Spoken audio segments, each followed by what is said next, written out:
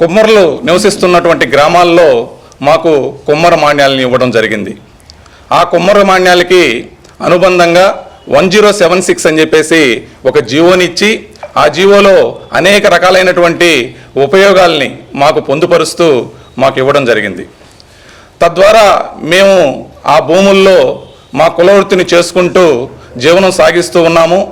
ఎక్కడా కూడా ఈ ప్రభుత్వాలు ఎక్కడా కూడా ఈ కుమ్మరులకి ఆర్థికంగా కానీ సామాజికంగా కానీ అలాగే రాజకీయంగా కానీ ఎక్కడా కూడా ఎలాంటి ప్రోత్సాహం లభించినప్పటికీ మేము మా కష్టాన్ని నమ్ముకొని మా శ్రమని పెట్టుబడిగా పెట్టుకొని కుండలు తయారు చేసుకొని 4 రూపాయలు సంపాదించి మా పిల్లల్ని మంచి చదువులు చదివించుకుంటూ ఈ సమాజంలో గౌరవంగా బతుకుతూ ఉంటే ఇప్పుడు ఉన్న పరిస్థితుల దృష్ట్యా మారుతున్నటువంటి కాలం దృష్ట్యా అనేక మంది డబ్బున్నవారు కావచ్చు, రాజకీయ పలుకుబడి ఉన్నవారు కావచ్చు, ఆ గ్రామంలో పెద్ద కులానికి సంబంధించిన వారు, పెద్ద కులం అని చెప్పుకునేవారుగా వారు కావచ్చు, ఈ కుమ్మర భూములకి ఒక్కసారిగా రేట్లు రావడము, దాంతో వాటిపైన కన్నేసినటువంటి వారు గడిచిన 50 సంవత్సరాలు, ముఖ్యంగా గడిచిన 20 సంవత్సరాల నుంచి కుమ్మర భూముల్ని ఎక్కడికక్కడ భూ కబ్జా చేస్తూ ఉన్నారు.